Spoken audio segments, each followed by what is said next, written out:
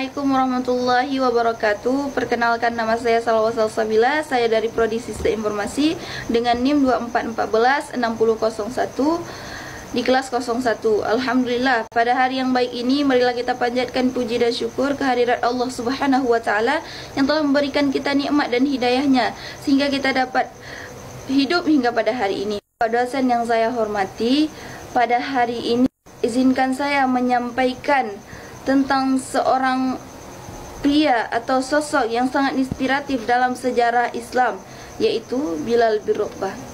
Siapakah itu Bilal bin Rabah? Nama lengkapnya ialah Bilal bin Rabah al-Habsyi, atau nama lainnya ialah Abu Abdillah. Ia merupakan sosok laki-laki yang bertubuh tinggi dan kurus, dan juga ia merupakan hamba sahaya yang berkulit hitam. Ia memiliki asal-usul dari Habasyah, atau yang sering disebut sekarang ialah Ethiopia. Dan juga ia merupakan salah satu sahabat terdekat dari Nabi Muhammad SAW, dan ia merupakan muazzin pertama dalam sejarah Islam. Bilal bin Rabah dilahirkan di Makkah dari seorang ibu yang merupakan budak sahaya milik Umayyah bin Khalaf atau pemimpin kaum Quraisy. Setelah ia menjadi budak dari Bani Umayyah, ia mendengar keesaan Allah. Lalu ia pergi menemui Rasulullah dan menyatakan bahawa dirinya masuk Islam. Walaupun dia tahu resiko yang akan ditanggung olehnya sebagai seorang budak. Dan subhanallahnya, ia juga termasuk salah satu orang yang pertama kali masuk Islam atau sering disebut dengan as-sabiqul awwalun. Di samping kabarnya masuk Islam ternyata didengar oleh majikannya, yaitu Umayyah. Setelah Umayyah mendengar tersebut, ia menyiksa Bilal. Ia menjadikan Bilal bahan olok-olokan, bahan tertawaan di depan kafir-kafir lainnya. Mereka menyiksanya tanpa ampun, tak ada satu orang pun yang prihatin dengan nasibnya. Mereka mengikatnya dengan tali dan menjadikannya mainan anak-anak layaknya hewan. Sampai di situ saja, ia juga pernah dijemur di gurun pasir yang sangat panas tanpa mengenakan sehelai pakaian pun, dan di atas tubuhnya yang kurus itu mereka menaruh sebuah batu yang sangat besar yang membuat ia terhimpit oleh batu tersebut.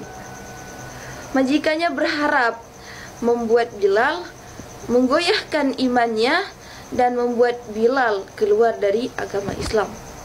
Namun nyatanya ujian tersebut tidak dapat menggertak hati Bilal, sedikit pun tidak dapat menggoyahkan hatinya. Bahkan saat ia berada di terik panas matahari di tengah gurun-gurun pasir dan juga ditimpa oleh batu yang sangat besar, ia masih mengucapkan kalimat tauhid, yakni Ahad, Ahad, yang artinya Tuhan itu Esa. Bilal mengajarkan kepada kita bahawa iman yang kuat dapat melewati segala rintangan dan hambatan dari segala kesulitan. Pada suatu ketika, Abu Bakar As-Siddiq, sahabat Nabi yang juga merupakan khalifah pertama, melihat sendiri penderitaan yang dialami Bilal. Ia merasa iba dengannya. Ia merasa kasihan dengan Bilal. Lalu ia membeli Bilal dari tuannya, lalu membebaskannya. Dari kebebasan yang didapatkan Bilal, ia tidak hanya menjadi seorang muslim yang merdeka, tetapi juga ia mendapatkan kesempatan untuk menjadi muazzin pertama yang dipilih langsung oleh Rasulullah Muhammad SAW.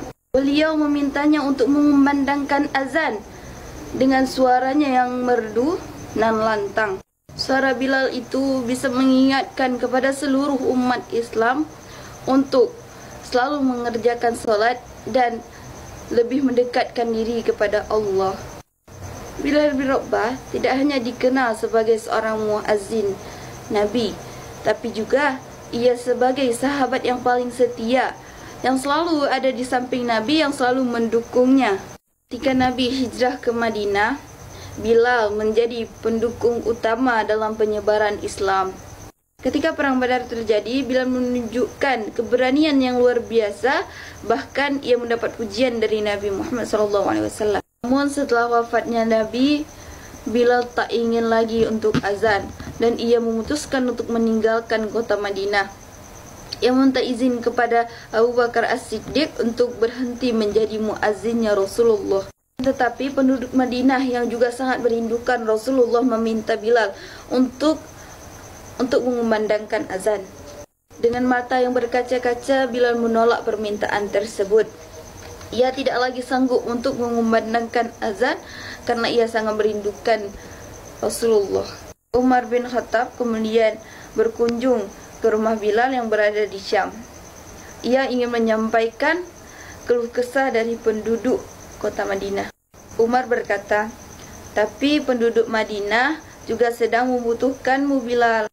Mereka ingin mendengarkanmu mengumandangkan azan. Mereka rindu dengan azanmu, mereka rindu dengan lantunan merdumu, wahai muazzin Rasulullah." Akan tetapi kembali ke Madinah dan mengumandangkan azan itu merupakan hal yang sangat berat bagi Bilal, karena ia sangat merindukan Rasulullah hingga tak mampu mengantar kepergiannya. Pada suatu ketika, Bilal sedang tertidur. Lalu di dalam tidurnya ia bermimpi. Ia memimpikan Rasulullah sallallahu alaihi wasallam. Lalu dari mimpi itulah membuat Bilal yakin bahwa ia harus berangkat ke Madinah dan mengunjungi makam Rasulullah. Sesampainya di sana, Bilal bertemu dengan kedua cucu Rasulullah. Cucu kesayangannya ialah Hasan dan Husain. Kemudian Husain berkata, "Paman, maukah engkau mengumandangkan azan sekali lagi untuk kami? Kami rindu kakek kami, Paman." Umar yang juga berada di sana turut membujuk Bilal untuk kembali mengumandangkan azan. Umar juga menyampaikan bahwa seluruh sahabat juga merasakan hal yang sama. Dan dari detik itulah Bilal merasa bahwa inilah waktunya untuk ia menumpahkan rasa rindunya kepada Rasulullah. Akhirnya Bilal memutuskan untuk azan yang terakhir kalinya. Suaranya mulai terdengar ke seluruh penjuru kota Madinah. Ketika lafaz Allahu Akbar ia kumandangkan, seluruh kota Madinah menjadi senyap dan sunyi. Seluruh aktivitas itu dihentikan. Seluruh penduduk Madinah pun terkejut mendengar suara yang sudah lama hilang dan tiba-tiba terdengar kembali.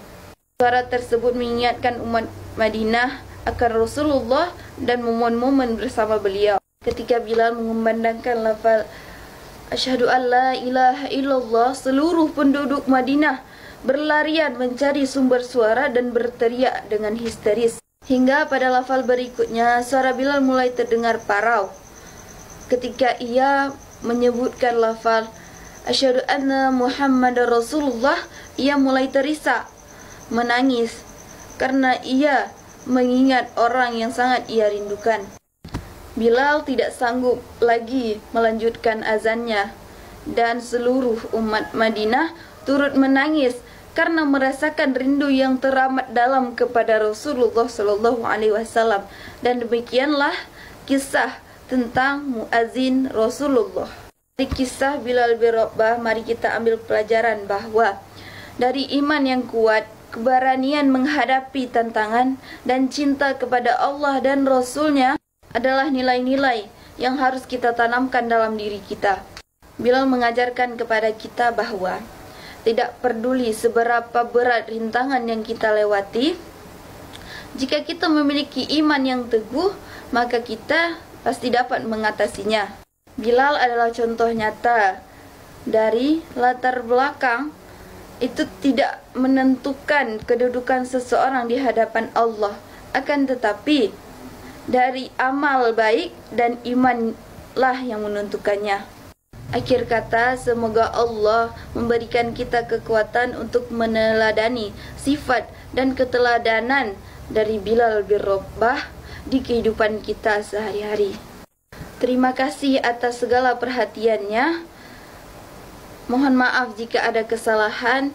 Wabillahi taufiq wal hidayah. Wassalamualaikum warahmatullahi taala wabarakatuh.